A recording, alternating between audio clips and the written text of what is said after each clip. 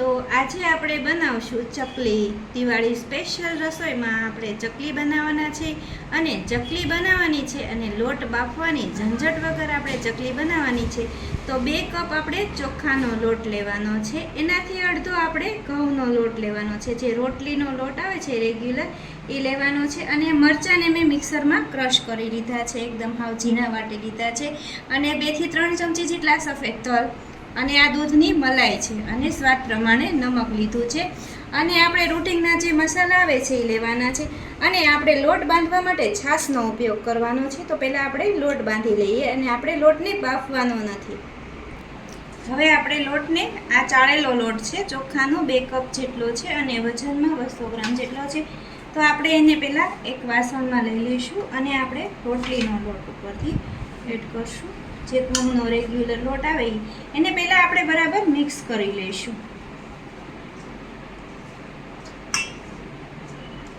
આ ચકરી છે એ ખાવામાં ખૂબ જ મજા આવે એવી બનશે.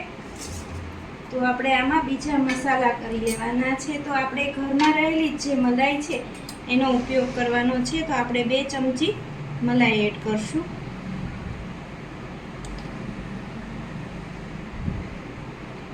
પછી આપણે આમાં મરચાં નાખી દઈશું. તમારે જેવું તીખું ખાવું હોય એ પ્રમાણે તમે લઈ શકો. આમાં મેં 1 ચમચી જેટલા અને નંગમાં 2 તીખા મરચાં લીધેલા છે. અને આપણે સફેદ તલ નાખશું. આમાં 3 ચમચી જેટલા આપણે તલ લીધા છે. તલનો ટેસ્ટ આમાં ખૂબ જ સરસ આવશે. અને આપણે નમક એડ કરી દઈશું 1 ચમચી જેટલું. અને આપણે મરચું નાખશું.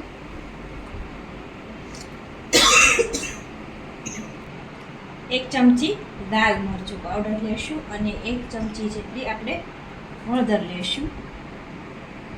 થોડુંક ધાણા જીરું પાવડર લેશું 1 ચમચી જેટલું. અને આપણે મલાઈ એડ કરી છે એટલે આપણે બહુ મોણ એડ નથી કરવાનું, એટલે આપણે 2 ચમચી જેટલું જ મોણ એડ કરશું. જો અહીંયા મેં 2 મોટી ચમચી જેટલું તેલનું મોણ લીધું છે. અને આપણે આ જે લોટ છે એ છાશથી બાંધવાનો છે. આમાં આપણે પાણીનો ઉપયોગ કરવાનો નથી. એટલે મેં અહીંયા 1 વાટકીના માપ પ્રમાણે મેં અહીંયા છાશ લીધી છે. આ છાશ છે એ ખાટી લીધી છે. તો આપણે આ બધો મસાલો છે એ મિક્સ કરી લઈશું. આમાં જો ખાટી છાશથી તમે લોટ બાંધશો તો બહુ જ આ ચકલી જે છે એ સ્વાદમાં પણ બહુ સરસ લાગશે. બરાબર બધું મિક્સ કરી લેવાનું. તો જો આપણો બધો જ મસાલો મિક્સ થઈ ગયો છે. હવે આપણે ખાટી છાશથી લોટ બાંધશું. તો આપણે આ થોડી થોડી છાશ એડ કરી અને લોટ બાંધવાનો છે. અને આ લોટ જે રોટલીનો બાંધવી એવો જ આપણે બાંધવાનો છે. જો હું અહીંયા થોડી થોડી છાશ એડ કરી અને લોટ તૈયાર કરી લઉં છું. જો આપણે આવી રીતે છાશથી લોટ બાંધ્યો છે, પાણીનો ઉપયોગ કર્યો નથી. અને હવે આપણે એમાં થોડું તેલ નાખી 2 થી 3 ટીપા અને કૂણવી લઈશું. તો જો મેં અહીંયા થોડું તેલ નાખી અને લોટને કૂણવી નાખ્યો છે. અને આપણે આને તેલવાળો કરી અને 2 મિનિટ ઢાંકી દઈશું. એટલે લોટ જે છે એ એકદમ સોફ્ટ થઈ જાય. તો આપણે એને 2 મિનિટ ઢાંકી દઈએ. 2 મિનિટ બાદ આપણે એને જોઈ લઈએ. જુઓ કેટલો સરસ એકદમ સોફ્ટ લોટ બંધાઈ ગયો છે. તો હવે આપણે એને મશીનમાં ચકલી બનાવશું. તો પહેલાં આપણે નાનો લુઓ લઈ લઈએ. જો આવી રીતે કરી લઈશું આપણે. અને મારી પાસે જે મશીન છે એને આપણે તેલથી ગ્રીસ કરી લઈશું.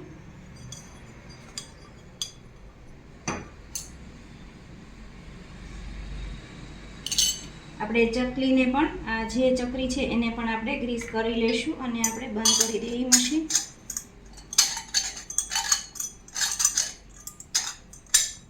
આવી રીતે બંધ કરી પછી આપણે એને લોટ અંદર ફિટ કરી દઈશું અને આપણે મશીનને બંધ કરી દઈશું.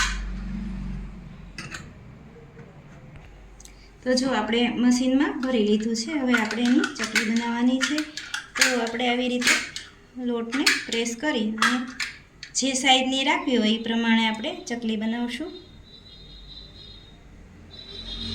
તો આપણે એક જ ચકલીમાં જે રાઉન્ડ લીધા હોય 2 થી 3 એટલા જ આપણે રાઉન્ડ લઈ અને ચકલી બનાવવાની છે. જો આવી રીતની, અને અહીંયાથી કટ લગાવી અને આ જે છેડો છે એને આપણે પ્રેસ કરી દઈશું આવી રીતે, એટલે તળતી વખતે જ્યારે આપણે તળવી તો ખુલ્લી ન જાય. તો તમે 3 રાઉન્ડ લીધા હોય બધી ચકલીની અંદર, તો બધી જ ચકલીમાં આપણે 3 જ રાઉન્ડ લેવાના, એટલે આપણે બધી જ એક સાઈઝની ચકલી બને.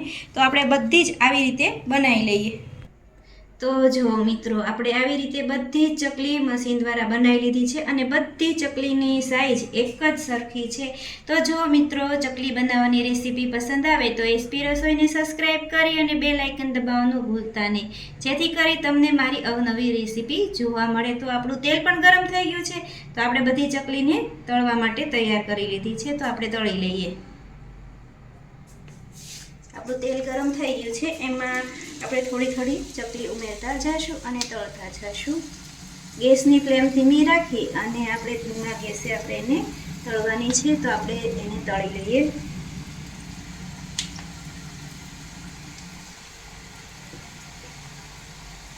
આ ચકલી છે એ ખાવામાં ખૂબ જ ક્રિસ્પી લાગે અને દિવાળીમાં ચકલી વગર તો બરાબર નહીં, એટલે ચકલી બનાવવી ખૂબ જ જરૂરી છે. તો મારી રીતે એક વખત જરૂરથી ટ્રાય કરજો.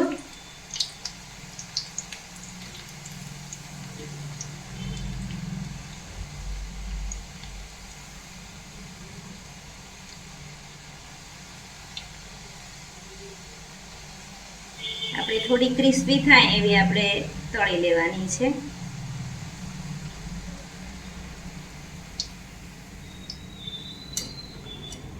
જો મિત્રો, કેટલી સરસ લાગી રહી છે આ ચકલી. તો બધી જ ચકલીને આપણે આવી રીતે તળી લઈએ.